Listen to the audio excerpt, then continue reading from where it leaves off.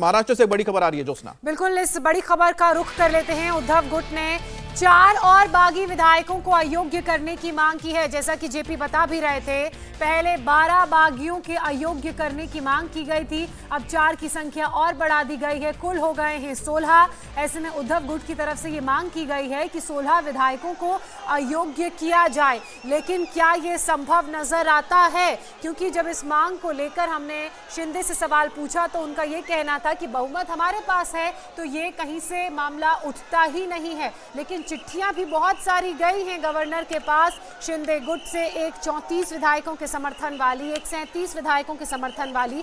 और अगर शिंदे आज गुवाहाटी से निकले हैं तो ये संभवतः उम्मीद जताई जा सकती है कि एक और चिट्ठी वो देंगे। तो ऐसे में देखना ये होगा कि कितने विधायकों का समर्थन होगा। लेकिन फिलहाल हमें इंतजार करना चाहिए, क्योंकि शिंदे मुंबई आ रहे हैं या नहीं आ रहे, इसको लेकर भी जो हम कहने लगातार असम की जो लोकल मीडिया है उनकी उधर से दावा किया जा रहा है कि शायद वो गुवाहाटी में ही है, वो अभी रवाना नहीं हुए।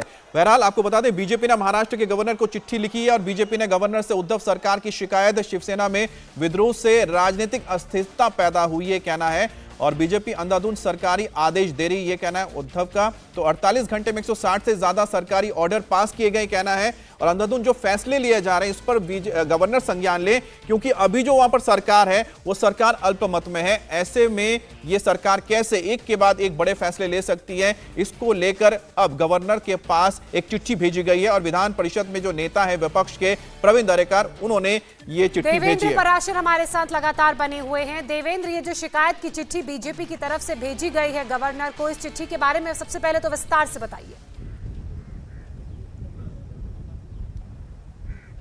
देवेंद्र, आवाज आ रही है आपको?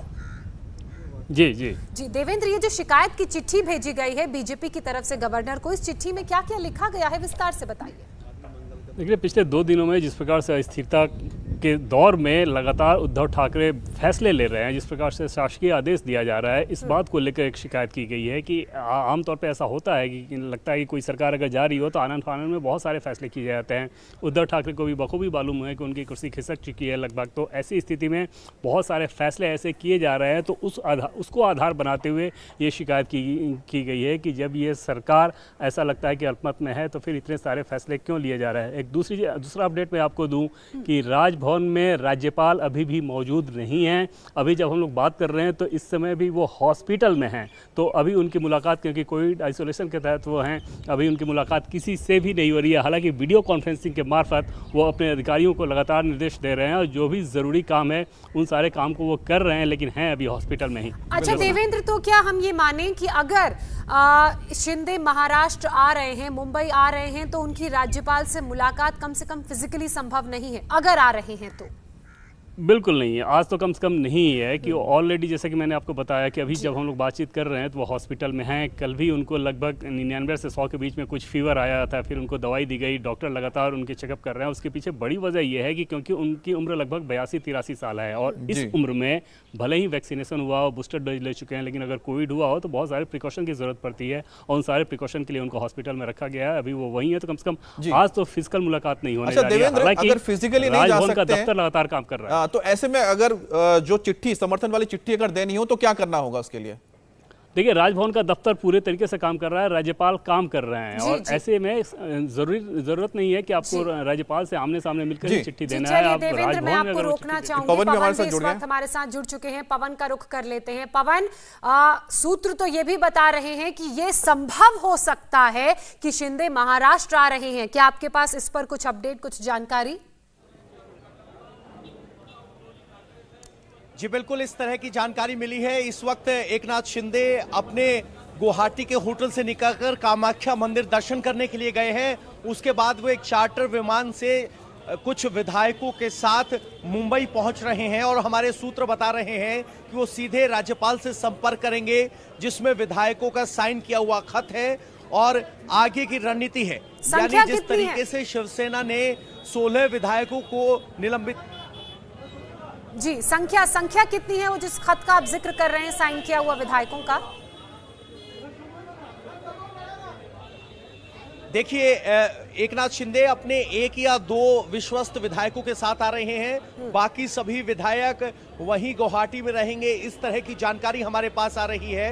तो कुल मिलाकर वो सबसे पहले राजभवन जाएंगे, ये सूत्र बता रहे हैं, जहां वो अपने विधायकों का समर्थन पत्र दिखाएंगे, जिसके बाद आगे की कार्रवाई होगी। क्योंकि डिप्टी स्पीकर से जो मिलने की बात है, उससे पहले वो दिखाना चाहते हैं कि शिवसेना उनके साथ है और इतने विधायकों का समर्थन उनके साथ है, जिसके बाद आगे की कार्रवाई चलेगी। हालांकि शिवसेना की तरफ से 16 विधायकों के खिलाफ, पार्टी के खिलाफ काम करने का आरोप लगाते हुए एक्शन लेने को लेकर डिप्टी स्पीकर को खत लिखा जा चुका है। तो अब उनको, या कहें कि एकनाथ शिंदे को अपना कदम दिखाना होगा, बताना होगा कि हम 16 नहीं हैं, हम 2/3 हैं। तो पवन, आंकड़े तो हैं, पवन, एकनाथ शिंदे के पास आंकड़े तो हैं, तो उनको तो बस अब ये है कि आमने सामने की जो अब दो हाथ की जो लड़ाई वो करनी है। तो एक तरफ डिप्टी स्पीकर के सामने उनको प्रूफ करना है कि मेरे पास चिट्ठी है, और दूसरा उनको गवर्नर हाउस में, अगर गवर्नर मौजूद नहीं है, क्योंकि जैसा कि हम बात कर रहे थे अभी देवेंद्र से, तो उन्होंने बताया कि गवर्नर फिलहाल अस्पताल में है। तो ऐसे में क्या जो गवर्नर हाउस में जो ऑफिस है, उनके ऑफिस में भी दिया जा सकता है उस लेटर को? देखिए, जैसा कि देवेंद्र जी बता रहे थे, गवर्नर ऑफिस और गवर्नर अपना काम कर रहे हैं, भले ही वो आइसोलेशन में हो, अस्पताल में हो, लेकिन वो अपना फंक्शनिंग कर रहे हैं।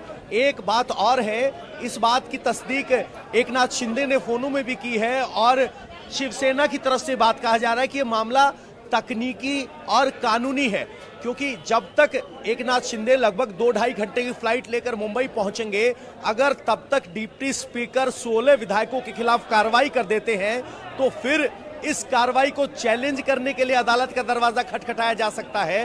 तो इतना सीधा सरल मामला नहीं है, ये मामला अदालत जरूर पहुंचेगा, क्योंकि डिप्टी स्पीकर ने विप जो बदलने का फैसला शिवसेना ने किया था, उसको स्वीकार कर लिया है, जिसका चलिए इसी बीच एक बड़ी खबर आ रही है पवन। डिप्टी स्पीकर ने अजय चौधरी को शिवसेना विधायक दल का नेता माना है। ऐसे में क्या माना जाए, जिस कार्रवाई की बात आप कह रहे थे, क्या वो संभव होती हुई अब नजर आ रही है? जी बिल्कुल, अब उस जो विधायक दल के नेता जो शिवसेना के कहने पर माना गया है, उद्धव ठाकरे के कहने पर माना गया है, अब उसी की टेक्निकलिटी पर यह मामला आगे बढ़ेगा कि क्या उनके पास वो नंबर है। तो देखना होगा कि एकनाथ खड़से अदालत का रुख करते हैं या राज्यपाल का रुख करते हैं, जहां वो अपना संख्या बल दिखाते हुए कहें कि ये अल्पमत की सरकार है और सरकार के पास मत नहीं है। तो देखना होगा कि एकनाथ खड़से लेटर ड्राफ्ट करके किसके लिए निकले हैं। इंडिया टीवी हर वक्त हर जगह डाउनलोड करने के लिए सर्च करें इंडिया टीवी न्यूज।